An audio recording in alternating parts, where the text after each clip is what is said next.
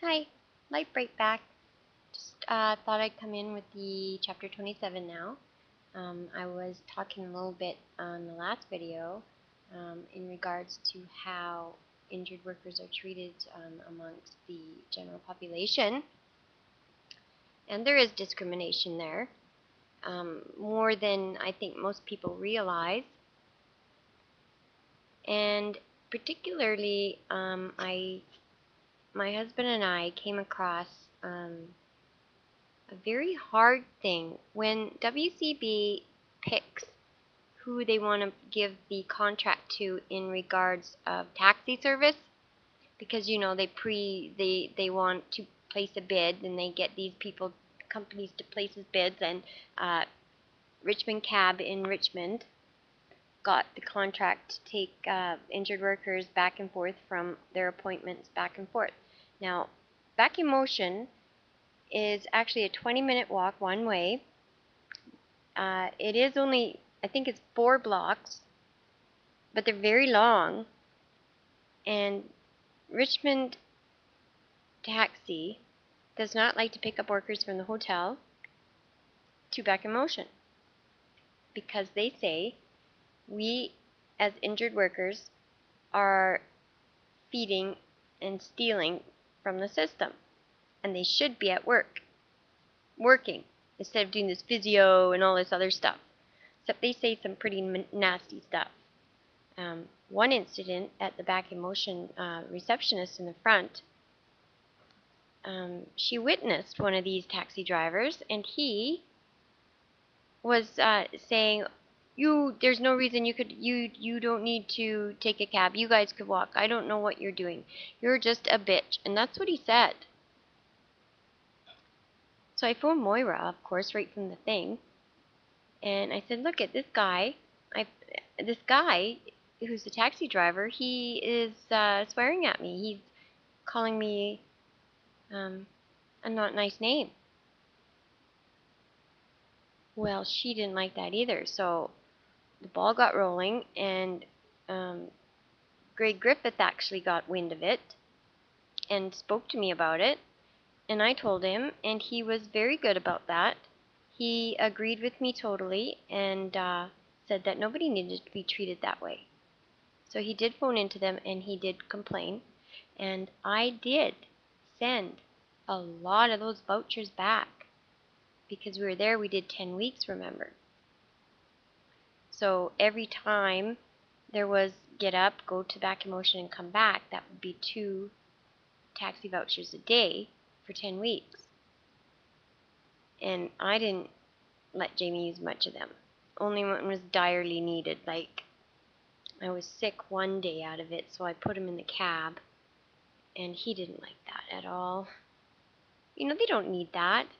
How in the heck does that guy at the taxi place, if he comes and picks up these workers, he's driving them to of course there's a physio building in there too for physical injuries, but it's a major traumatic brain injury section.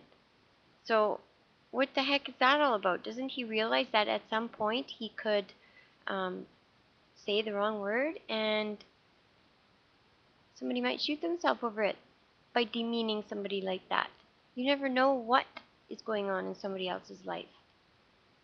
There could be a very bad thing happening, and they hop in the cab and they get more bad things happening to them, and then they kill themselves. That's not very nice. And you know what? It wasn't only me that said that, and I'm sure the WCB board has heard lots of that.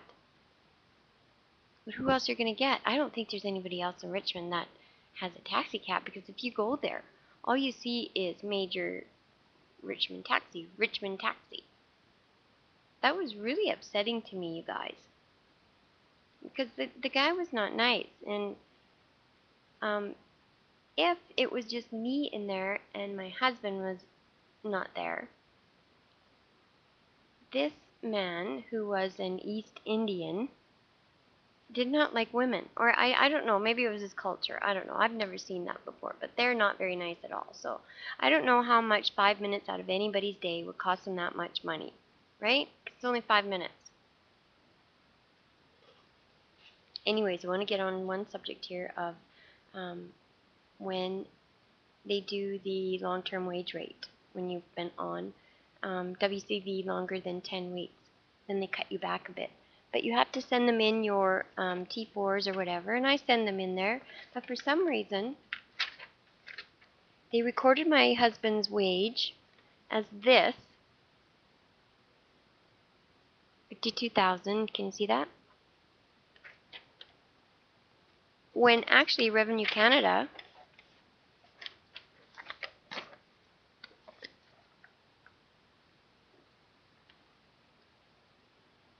said and registered 60,344. Where did you get that rate? Don't you think it's weird? Even if you take this one, 60,000, and work out their percents, I think you can get paid 90% the first 10 weeks, and then it goes down a bit, I think, to 70 maybe, I don't know. But that doesn't even work out to that. So of course I'm going to put in for a, I would like them to reassess that point of it. So I am actually going to get them to do that. But that's another instance. How could that happen? There's a lot of stuff in here that it's just not proper. Not proper at all. And that's another thing. Maybe these guys at taxi cab, they probably save WCB a lot of money. You know? That's why I'm so grateful that Greg actually did say something. At least he told me he did. And obviously I have to take his word for it because he told me he did. But one never does know, do they? And here's another issue that I think is kind of huge. And Christina Forbes actually mentioned that to me too. I asked for our claim file and I was reading it. It came in book form, this one. Reading page after page after page. First book was about like that. It was in a box. Page after page. And then all of a sudden, I came to a page that wasn't even our case. It was somebody else's file. And I happened to recognize the person's file it was because they lived in Golden also. And they were being seen by Ina Graham also, the voc rehab lady for Golden.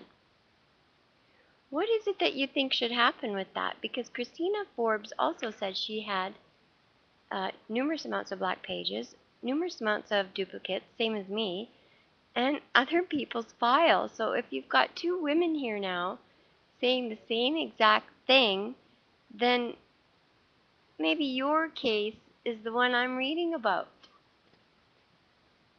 You wouldn't want that, right? You don't need people knowing your business. They could even do some damage with that, you know, create a false identity. I don't know. There's a lot of bad eggs out there.